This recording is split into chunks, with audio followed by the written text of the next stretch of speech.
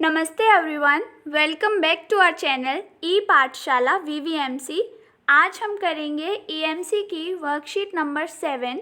सबसे पहले आपको यहाँ पर अपना नाम लिखना है, क्लास टीचर का नाम लिखना है, क्लास लिखनी है जो कि 9th 10th 11th 12th चारों क्लासेस की ये वर्कशीट सेम होती है। पूरे वीक की ये वर्कशीट सेम होती है और यहाँ पर डेट लिखनी है। तो यहाँ पर 14 सितंबर टू 19 सितंबर आप कोई भी डेट लिख सकते हैं जब भी आप इस वीक में अपनी वर्कशीट करेंगे।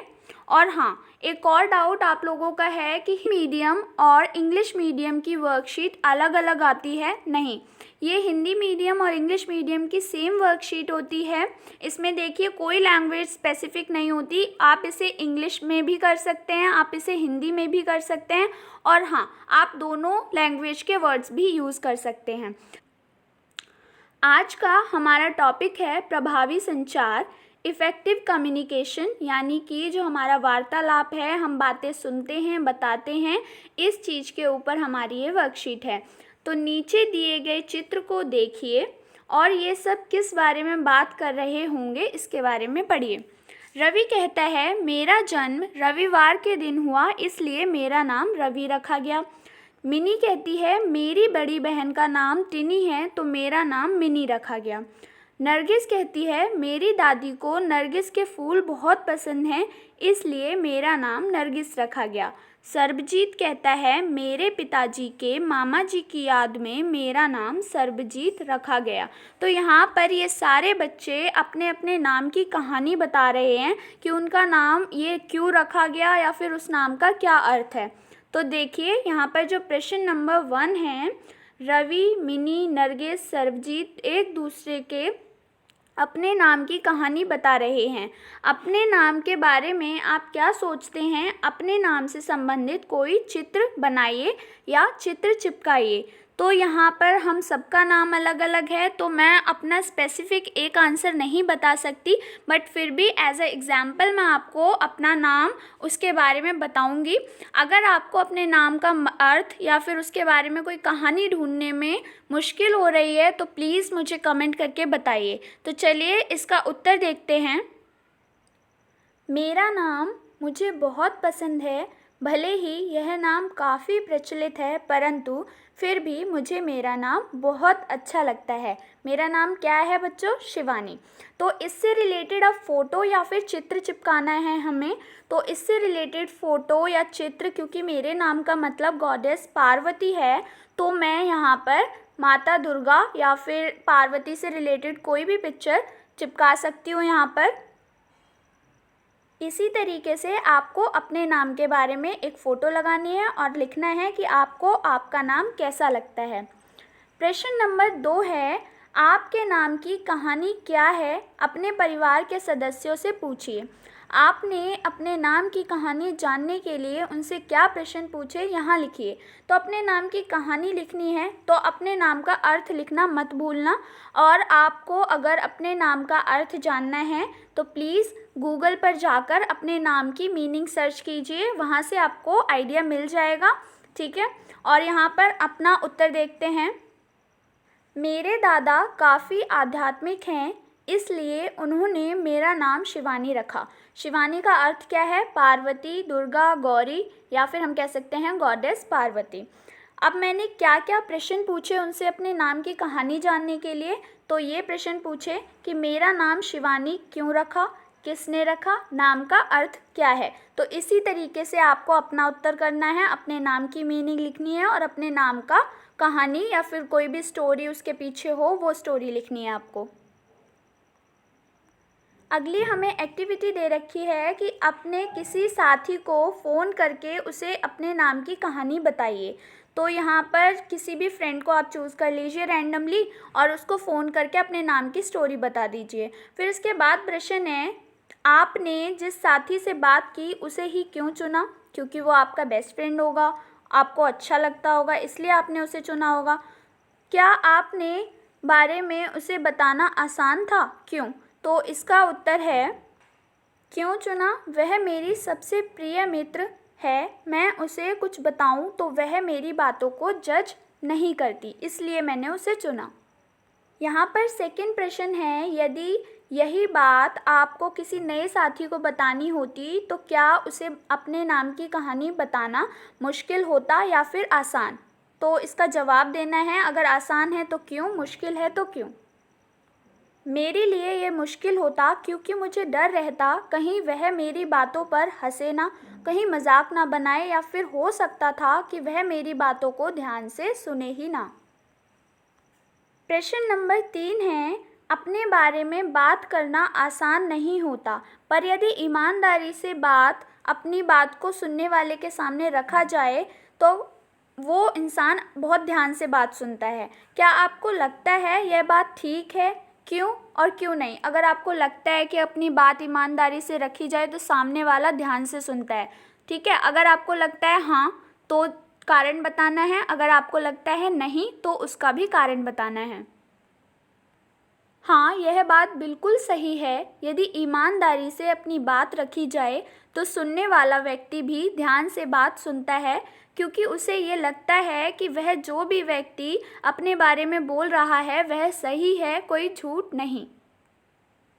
अब यहाँ पर एक रिमार्क दे रखा है, पिछली गतिविधि में आपने अपनी बात को कहने के बारे में समझा, आइए अब समझते हैं सुनने के बारे में।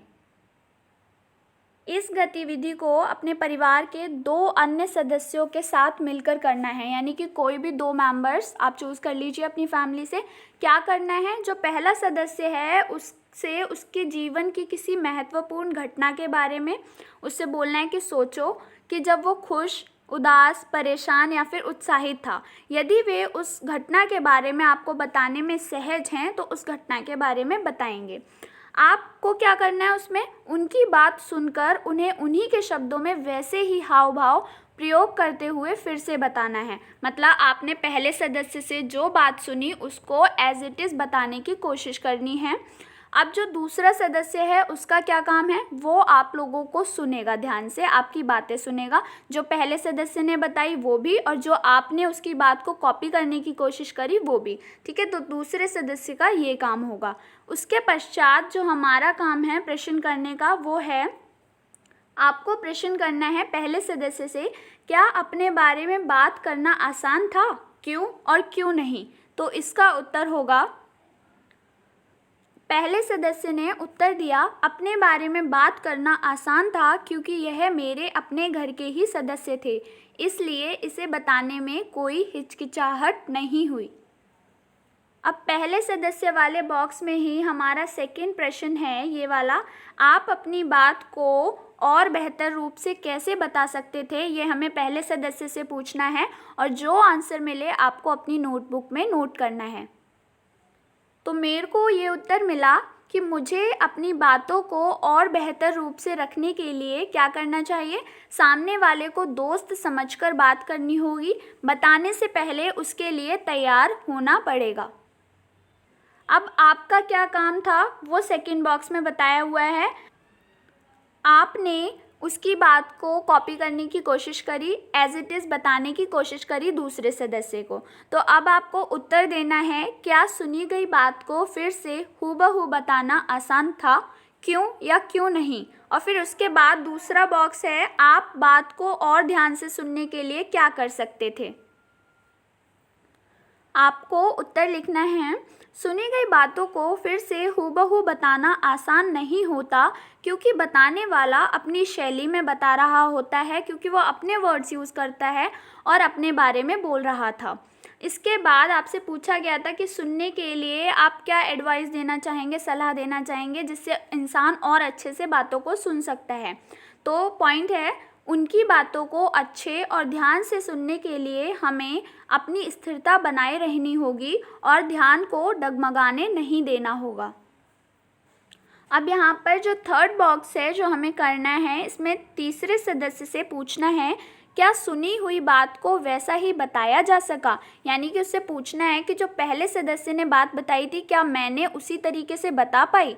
और फिर उसके बाद पूछना है कि आप इन दोनों को बेहतर रूप से अपनी बात कहने और बात सुनने के लिए क्या सलाह देंगे, कि उस क्या एडवाइस देगा वो इंसान कि कैसे अच्छे से सुने और कैसे अच्छे से बात को कहें। तो इस प्रश्न का उत्तर होगा, दूसरे सदस्य ने क्या उत्तर दिया, सुनी हुई बातों को वैसे ही बता पाना थोड़ा मुश्किल होता है पर बताया जा सकता है।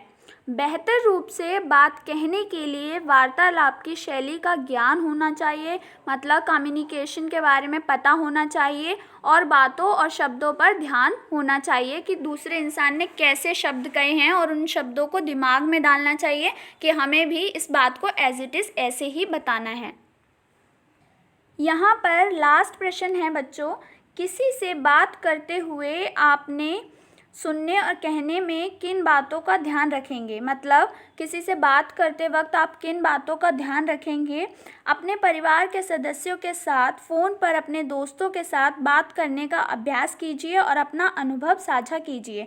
यानी कि यहाँ पर लिखना है कि बातचीत करते वक्त हमें किन बातों का ध्यान रखना चाहिए। तो अभी तक हमने जितनी वर्कशीट करी है उस बेसिस पर भी आप लिख सकते हैं कि सुनने के लिए हमें क्या करना चाहिए अच्छे से अच्छा, और बातें कहने के लिए हमारे पास क्या ज्ञान होना चाहिए। तो ये सारे पॉइंट्स हम ऑलरेडी कवर अप कर चुके हैं, बट फिर भी इसका आंसर होगा, बातचीत करते समय हमें निम्नलिखित बातों का ध्यान रखना चाहिए। पहला पॉइंट है, बातचीत करते समय हमें शब्दों का सही उच्चारण करना चाहिए क्योंकि शब्द उच्चारण के कारण ही हमारी बातचीत में अर्थ परिवर्तन हो जाता है।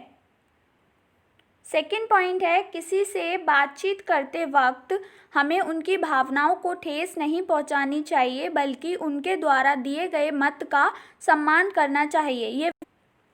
ये वही बात है कि दूसरों की बातों को हमें जज नहीं करना चाहिए ताकि सामने वाला इंसान बिना हिचकिचाहट के अपनी बात हमसे शेयर कर सके। थर्ड पॉइंट है, बात करते समय केवल बोलते ही नहीं रहना चाहिए अपितु दूसरों को भी सुनना चाहिए। एट लास्ट आई होप ये वीडियो आपकी EMC वर्कशीट नंबर 7 करने में हेल्प मिली होगी, आपको ये वीडियो अच्छी लगी होगी। अगर आपको अपने नाम का मतलब अभी तक नहीं मिला तो डोंट वरी, इस वीडियो के एंड में मैं एक क्लिप ऐड कर दूंगी जिससे आपको पता चल जाएगा कि आप अपने नाम का मतलब कैसे ढूंढ सकते हैं गूगल से। And thank you for watching this video, and yes, don't forget to subscribe our channel E Pathshala VVMC.